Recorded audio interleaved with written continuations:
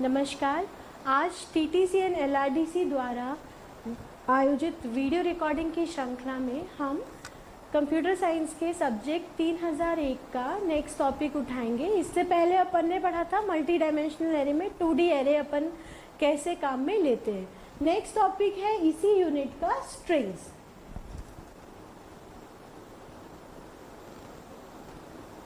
Strings सी में सीधा string को लेने के लिए कोई डेटा टाइप नहीं है। अपन ने डेटा टाइप देखे थे, इंटीजर था, फ्लोट था और कैरेक्टर था। कैरेक्टर में क्या होता था, अपन एक सिंगल कैरेक्टर ले सकते थे, ठीक है। 1 बाइट का उसका क्या था, साइज थी। तो अब अपन को अगर एक पूरी स्ट्रिंग, जैसे कोई नाम लेना हो या कोई बड़ी सी स्ट्रिंग लेनी हो, वो अपन सी में किस प्रकार लेंगे ये अपन अब देखते हैं, ठीक है। जैसे एक स्ट्रिंग है, मैं लिखती हूँ हेलो, ठीक है। तो सी में ये किस प्रकार स्टोर होगी, जैसे एरे स्टोर होता है ना, जैसे अपन ने 1 डायमेंशनल एरे पढ़ा था, उसमें अपन ने क्या पढ़ा था, इंटीजर A5। इसका मतलब क्या था, ए नाम का एक एरे था जिसकी साइज 5 थी और उसके अंदर अपन क्या स्टोर कर सकते थे, इंटीजर वैल्यूज स्टोर कर सकते थे। अब सिमिलरली अपन क्या बना सकते हैं, कैरेक्टर एरे बना सकते हैं। कैरेक्टर एरे कैसे बनेगा, जैसे कैरेक्टर के लिए अपन क्या लिखेंगे, CHAR, ठीक है। जैसे अपन INT लिख रहे हैं उसी प्रकार हम कैरेक्टर के लिए लिखेंगे CHAR। उसके बाद अपन नाम दे देते हैं, जैसे S नाम दे दिया मैंने एरे का। एरे का नाम आप कुछ भी रख सकते हैं, जो नेमिंग कन्वेंशन थे जो आपको पिछले लेक्चर्स में बताए हैं। वेरिएबल के लिए जो नेमिंग कन्वेंशन है उसको ध्यान में रखते हुए अपन एरे का नाम रख सकते हैं, ठीक है। ये हो गया एरे का नाम। इसकी साइज मैं कर देती हूँ 5 और सेमीकोलन, ठीक है। तो अब ये क्या हो गया, एक S नाम का एरे बनाया मैंने, नाम क्या रखा है, केवल S। उस एरे की साइज कितनी है, 5। और अब उसके अंदर हम कैसा डाटा डालने वाले हैं, कैरेक्टर, ठीक है। कैरेक्टर मतलब जो ABCD अपन काम में ले रहे हैं वो अपन इसमें डालेंगे। तो स्ट्रिंग्स डायरेक्ट कोई डेटा टाइप नहीं है, लेकिन कैरेक्टर एरे को काम में लेते हुए अपन सी में स्ट्रिंग्स यूज कर सकते हैं। जिस प्रकार इंटीजर के लिए अपन %d काम में लेते थे, इंटीजर के लिए क्या काम ले रहे थे, %d। अगर कभी स्ट्रिंग पढ़नी हो तो अपन क्या काम में लेते हैं, %s, ठीक है। और अब जैसे सेव कैसे होगा ये देखिए, जैसे मैंने S नाम का ये एरे लिया और इसमें मैंने इसमें आपने इसमें डाल दिया है हेलो, ठीक है। तो अब ये सेव कैसे होगा, यहां देखिए, ये मेरा क्या हो जाएगा, S of 0 1 2 3 और ये 4, दिस इज हेलो, है ना। तो उसने क्या किया, उसने ली तो एक स्ट्रिंग, लेकिन उसको स्टोर कैसे किया, किस तरह से ट्रीट किया, एक 1 डायमेंशनल कैरेक्टर एरे की तरह ट्रीट करके उसने इस हेलो या इस स्ट्रिंग को स्टोर किया, ठीक है। अब अपन देखेंगे कि कैसे अपन अलग अलग स्ट्रिंग्स का इनिशियलाइजेशन कर सकते हैं, ठीक है। इधर पे मैंने पहले से प्रोग्राम लिखा हुआ है। इसमें इस प्रोग्राम में क्या बताया गया है, देखो, #include stdio.h। अब किसी को भी ये डाउट नहीं रहना चाहिए कि हम ये क्यों काम में ले रहे हैं। जहाँ पे भी आप printf scanf काम में लोगे, आपको ये स्टैंडर्ड इनपुट आउटपुट जो हेडर फाइल है उसको इस आप जो भी प्रोग्राम में आप काम लोगे उसमें इंक्लूड करना आवश्यक है, ठीक है। तो ये लाइन अब तक अपन बहुत बार लिख चुके हैं। उसके नेक्स्ट void मेन, बिना मेन फंक्शन के कोई भी सी का प्रोग्राम नहीं बनता है, ठीक है। तो दिस इज मेन फंक्शन, यहाँ पे मेन फंक्शन शुरू होता है। अब हमने क्या किया, देखो, इसको डिक्लेयर करने के अलग अलग तरीके हैं। 3 तरीके मैंने यहाँ पे लिखे हैं। पहला मैंने क्या किया, कैरेक्टर जो डेटा टाइप हो गया, उसके बाद में उसका नाम मैंने रखा है C1 और साइज को खाली छोड़ दिया, है ना। अब साइज क्या होगी, इक्वल्स टू करके मैंने यहाँ इनिशियलाइज करा के हेलो लिखा है। अब इसके आगे अगर हम कुछ और भी लिख देते हैं, जैसे हेलोइन कर दो इसको, ठीक है। तो इसकी साइज क्या, अगर सिर्फ हेलो करते तो इसकी साइज 5 हो जाती, आगे अपन WEEN और लगा देते तो इसकी साइज 9 हो जाती। तो अपन क्या कर सकते हैं, अगर अपन इनिशियलाइज कर दे इस तरह से और साइज खाली छोड़ दे तो वो अपने आप उस स्ट्रिंग की साइज ले लेता है। दूसरा तरीका ये है कि अपन ने साइज बता दी और फिर उसको इनिशियलाइज कर दिया डबल कोट्स के अंदर। ये देखो ये डबल कोट्स है, इसके अंदर मैंने अपनी स्ट्रिंग लिख दी। तीसरा तरीका क्या है, तीसरा तरीका है अपन ने नाम लिया, साइज ली और एक एक कैरेक्टर को अलग अलग इनिशियलाइज किया। इस केस में आपको सिंगल जो एपिस्ट्रोफी होती है उसके अंदर अपने कैरेक्टर को बंद करना है। ये देखो H किसमें, सिंगल एपिस्ट्रोफी, उसके बाद कॉमा है, उसके बाद E सिंगल एपिस्ट्रोफी, इस तरह से हर चीज अपन ने डाली। अब इसमें एक चीज जो गौर करने लायक है वो ये है, ठीक है, ये कहलाता है नल। इसको क्या बोलते हैं अपन, नल कैरेक्टर। जब भी अपन कैरेक्टर स्ट्रिंग को या स्ट्रिंग को इस प्रकार से डिफाइन करेंगे तो उसमें जो आखिरी कैरेक्टर है वो क्या होना चाहिए, नल।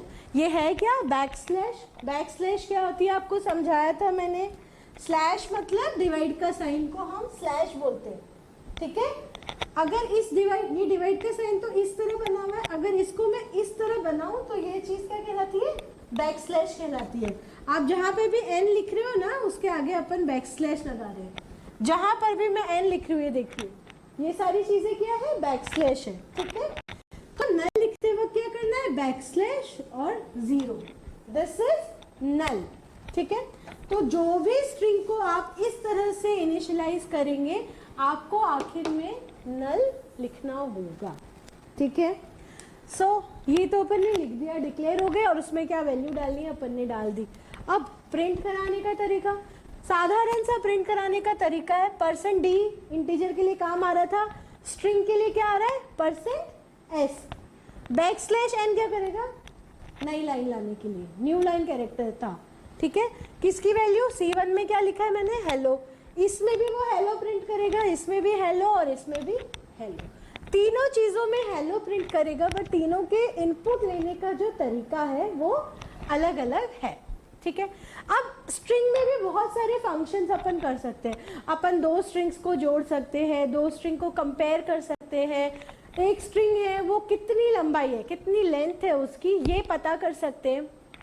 ये सारी चीजें अपन किसके थ्रू कर सकते हैं, कुछ फंक्शन बना रखे हैं सी में, ठीक है। उन फंक्शन को काम में लेकर अपन स्ट्रिंग मैनिपुलेशन कर सकते हैं, स्ट्रिंग पर काम कर सकते हैं। उससे पहले अब अपन देखेंगे कि स्ट्रिंग को अपन, जैसे मैंने कोई स्ट्रिंग दे रखी है उसको 1 बाय 1 पढ़ना कैसे है, कैसे हमें उसको रीड करना है, वो अब अपन अपने नेक्स्ट प्रोग्राम में देखेंगे। अब अपन देखते हैं कि स्ट्रिंग को रीड कैसे करना है ना।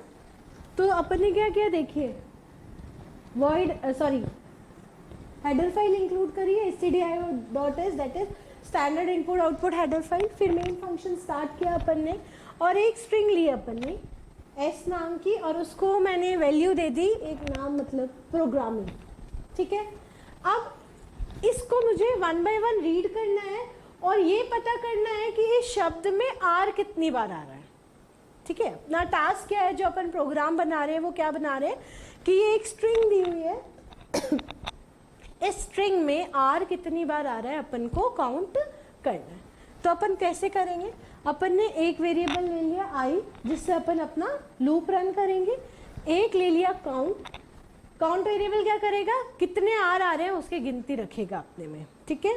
i का काम क्या है, देखो i का काम है 0 से लेकर यहाँ 11 तक चलना, ठीक है।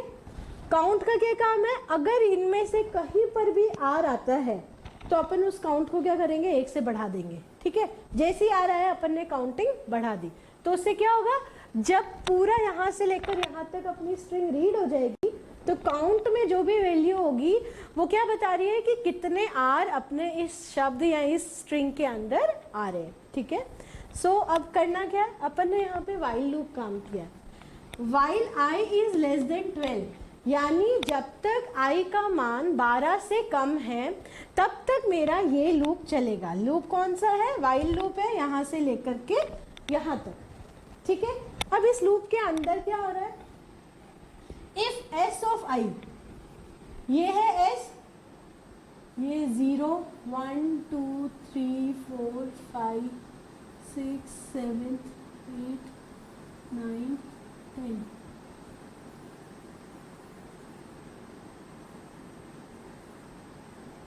10 वैल्यूज है टोटल, ठीक है।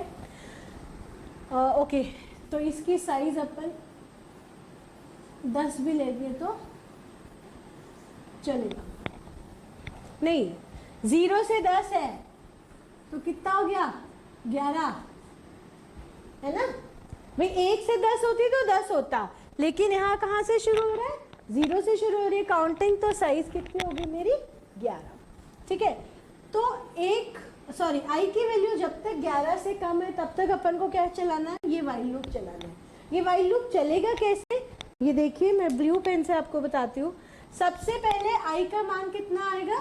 0, क्योंकि जब अंदर घुसे तो आई का मान अपन ने कितना डाल रखा है? 0 डाल रखा है। आई का मान अपन ने 0 कर दिया। 0 11 से छोटा है तो ये मान कितना हो जाएगा? s of 0। s ऑफ 0 क्या है? देखो, s ऑफ 0 का मान क्या है? p है। क्या वो इस r के बराबर है? नहीं है ना, तो इस इफ के अंदर नहीं जाएगा, क्योंकि इस इफ की कंडीशन क्या हो गई? फॉल्स हो गई। इस इफ के अंदर नहीं जाएगा तो ये इफ यहाँ पे खत्म हो रहा है। और नेक्स्ट लाइन क्या कह रही है? i को 1 से बढ़ा दो। i प्लस प्लस का मतलब क्या था? i का मान 1 से बढ़ा देना। इसका मतलब क्या है? मैं यहाँ लिख देती हूँ, i बराबर i प्लस 1, ठीक है। और ये क्या होते हैं? ये कमेंट्स होते हैं, इसको कंपाइलर नहीं पढ़ता। जब अपन इस तरह से डबल स्लैश लगा करके कोई भी वैल्यू लिखते हैं, आगे कोई भी सेंटेंस लिखते हैं, तो वो कंपाइलर रीड नहीं करेगा, ठीक है। सो अब i का मान कितना हो गया? 1। i का मान कितना हो गया? 1। s ऑफ 1 का मान कितना है? r है। s of 1 is equal to क्या है मेरा? r। यानी ये इफ कंडीशन क्या हो गई मेरी?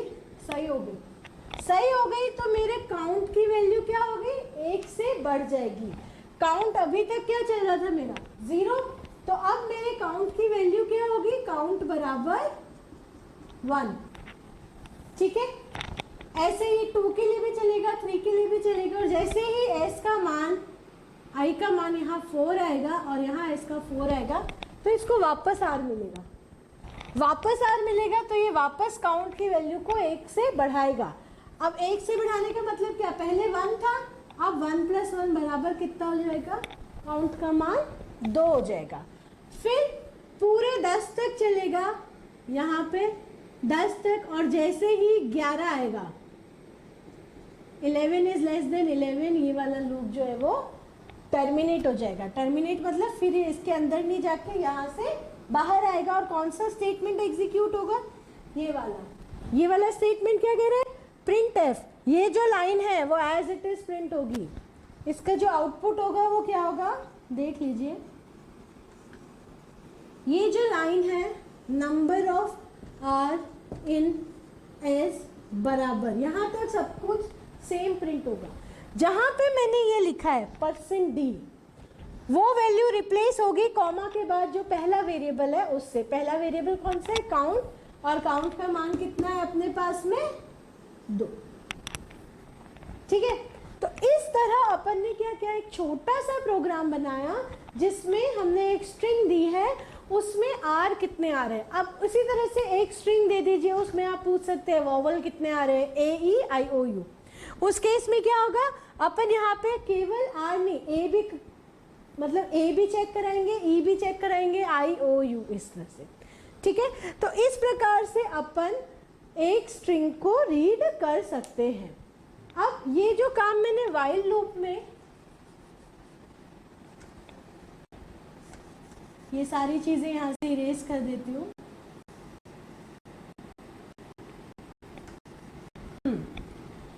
ये जो काम मैंने व्हाइल लूप में i की वैल्यू चेक करा के किया है ना, ये चीज मैं एक और तरीके से कर सकती थी। मैं यहाँ लिख देती हूँ, इसकी जगह जो मैं अब लिख रही हूँ वो लिखा जा सकता है क्या, वाइल एस ऑफ आई, ये किसका सिंबल है, नॉट इक्वल्स टू नल। मतलब जितनी भी स्ट्रिंग्स होती है सी में वो कहाँ टर्मिनेट होती है, जब भी वो खत्म होएगी ना तो उसका जो आखिरी होगा वो क्या होगा, नल होगा, नल वैल्यू। जो अपन ने इससे पहले प्रोग्राम में देखा था कि अपन ने सिंगल एपिस्ट्रॉफी में नल डाला भी था, ठीक है। सी में सारी की सारी स्ट्रिंग्स किससे टर्मिनेट होंगी, नल वैल्यू से टर्मिनेट होंगी। तो अपन वाइल में ये वाली काउंटिंग नहीं लगा करके ये भी लगा सकते हैं कि उस स्ट्रिंग में जब तक नल नहीं आ जाता तब तक अपन को उस स्ट्रिंग को चेक करते रहना है। तो या तो आप ये काम ले सकते हैं या ये काम ले सकते हैं, दोनों सेम काम करेंगे, ठीक है। So this is how we read string in a C program, है ना। नमस्कार, आज टीटीसी एंड एलआरडीसी द्वारा रिकॉर्डिंग की श्रृंखला में अपन जो लेक्चर रिकॉर्ड करेंगे, अपन ने जो लास्ट लेक्चर रिकॉर्ड किया था वो था स्ट्रिंग्स। अब स्ट्रिंग्स के ऊपर क्या क्या फंक्शंस अपन काम में ले सकते हैं सी के अंदर, वो अपन देखेंगे। उनमें से कुछ फंक्शंस अपन देखेंगे और उसके एक प्रोग्राम बनाएंगे, ठीक है। तो पहले देख लेते हैं कि कौन कौन से फंक्शंस अपन स्ट्रिंग के अंदर काम में ले सकते हैं। पहला फंक्शन है स्ट्रिंग, यहाँ लिखा है strcpy, ठीक है। इसका मतलब हो गया स्ट्रिंग कॉपी।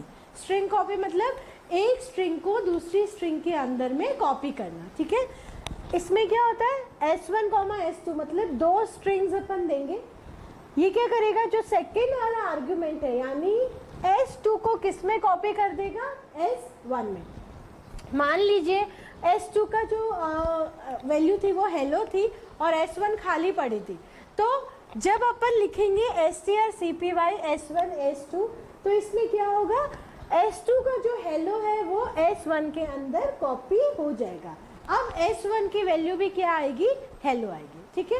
ये मेरा पहला फंक्शन है। दूसरा फंक्शन है strlen, स्ट्रिंग लेंथ। ये क्या करता है, जिस ब्रैकेट के अंदर अपन ने जिस भी स्ट्रिंग का नाम यहाँ पे लिखा है उस स्ट्रिंग की लेंथ इंटीजर में बताता है, साइज बताता है कि कितनी बड़ी उसकी लेंथ है, ठीक है। तीसरा है स्ट्रिंग कंपेयर, strcmp, ठीक है। str for string, cmp for compare. String compare का मतलब क्या है कि इन दो स्ट्रिंग्स को कंपेयर करेगा। जो भी दो स्ट्रिंग्स अपन ने इसमें डाल रखी है एज ए आर्ग्यूमेंट, उन दो स्ट्रिंग्स को ये कंपेयर करेगा। जैसे यहाँ पे मैंने एग्जाम्पल के तौर पे दो स्ट्रिंग्स ले रखी है S1 और S2। इन दोनों को कंपेयर करके अगर ये दोनों स्ट्रिंग्स बराबर है यानी इसमें भी हेलो है इसमें भी हेलो है, तो इसका जो रिजल्ट आएगा वो क्या आएगा, 0 देगा, ठीक है। अगर इस स्ट्रिंग और इस स्ट्रिंग में अगर S1 जो है वो S2 से छोटी है स्ट्रिंग, तो उस केस में वो नेगेटिव रिजल्ट देगा। और अगर S1 बड़ा है S2 से तो रिजल्ट क्या आएगा, अपना पॉजिटिव आएगा। इस फंक्शन का जो रिजल्ट है। एक और फंक्शन होता है strcat, स्ट्रिंग कैट। इसको हम बोलते हैं कॉन्केटिनेशन। कॉन्केटिनेशन का अर्थ क्या है, दो अलग अलग स्ट्रिंग्स को जोड़ देना। जैसे एडिशन करते हैं अपन, नंबर 2 + 2 4 होता है, तो अगर 2 एक स्ट्रिंग है और 2 दूसरी स्ट्रिंग है तो 2 + 2 22 होगा, 4 नहीं होगा, है ना। तो दो अलग अलग स्ट्रिंग्स को जोड़ने का काम जो है वो कौन करता है, कॉन्केटिनेशन करता है। उसके लिए जो फंक्शन काम लेते हैं वो फंक्शन होता है strcat, ठीक है। अब इन्हीं में से कुछ फंक्शंस काम लेते हुए अपन एक प्रोग्राम बनाते हैं और देखते हैं कि सी में इसे किस प्रकार काम में लेंगे, ठीक है।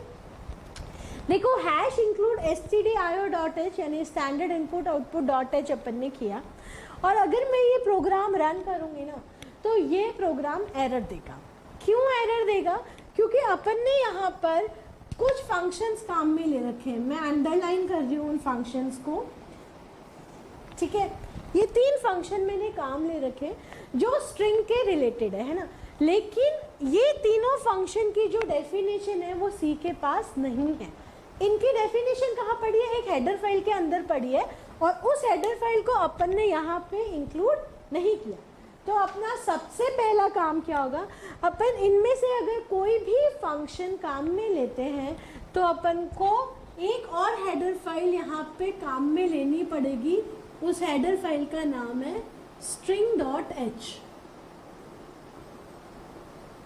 ठीक है, अगर अपन ये हेडर फाइल यहाँ नहीं रखेंगे तो जब भी आप ये प्रोग्राम लिखोगे आपका प्रोग्राम एरर देगा, और उसका एरर होगा unidentified undefined function strcpy, undefined function strcmp अगर स्ट्रिंग रिलेटेड अपन ने जो भी फंक्शंस काम में लिए हैं वो अनआइडेंटिफाइड या अनडिफाइंड एरर आएगी कंपाइल टाइम में। ठीक है, so you have to add this header file whenever include की स्पेलिंग गलत हो गई है ई। ठीक है, उसके बाद अपन मेन फंक्शन लिखते हैं। अपन ने कैरेक्टर एरे डिक्लेयर कर दिए, इससे पहले वाले में बता ही दिया था कि स्ट्रिंग लेना है, इसका मतलब क्या है, अपन को कैरेक्टर एरे डिक्लेयर करने हैं। हमने 2 कैरेक्टर एरे डिक्लेयर किए हैं, str1 str2, जिसमें एक में str1 में हेलो डाल दिया है और str2 में वर्ल्ड डाल दिया। str3 को मैंने खाली रखा है, अभी इसके अंदर हमने कुछ भी वैल्यू नहीं डाली है। सबसे पहले स्ट्रिंग कॉपी। स्ट्रिंग कॉपी में क्या होगा, देखो str3 में कोई वैल्यू नहीं है, यहाँ पे मैंने कुछ भी असाइन नहीं किया हुआ है। तो जैसे ही ये वाला जो मेरा लाइन है ये एग्जीक्यूट होगी तो मेरे str1 का जो भी वैल्यू है वो किस में कॉपी हो जाएगी, str3 के अंदर। और इसके बाद अपन ने प्रिंट कराया है, क्या प्रिंट कराया, str3। तो क्या प्रिंट होगा यहाँ पे प्रिंट होगा हेलो। हेलो क्यों प्रिंट होगा, क्योंकि str1 में क्या था, हेलो था, उसको मैंने किस में कॉपी कर दिया, str3 के अंदर में। अब नेक्स्ट आ जाओ, strcat यानी कॉन्केटिनेट करना है। कॉन्केटिनेट अपन क्या करें, str1, str2। str1 और str2 को कॉन्केटिनेट करेंगे तो जो अपना रिजल्ट आएगा वो होगा, इन दोनों को जोड़ के एक सिंगल वर्ड बना देगा, हेलो वर्ल्ड। ठीक है,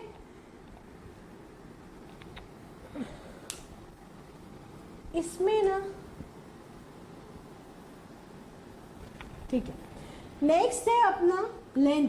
लेंथ मैंने क्या बताया था, ये बताता है कि उस स्ट्रिंग की लेंथ कितनी है। तो स्ट्रिंग लेंथ str1, str1 में देखो मेरे पास क्या है, हेलो वर्ल्ड। भाई यहाँ पे तो हेलो था, लेकिन अब क्या हो गया, str1 में हेलो वर्ल्ड पूरा आ गया। इससे जस्ट ऊपर अपन ने str1 की वैल्यू क्या है, चेंज कर दी। तो लेंथ कितनी आएगी मेरे पास में, 10। गिनेंगे तो कितना आएगा, 1 2 3 4 5 6 7 8 9 10। ठीक है, तो इस प्रकार से अपन C के अंदर स्ट्रिंग्स के अलग अलग फंक्शन काम में ले सकते हैं। ठीक है, थैंक यू।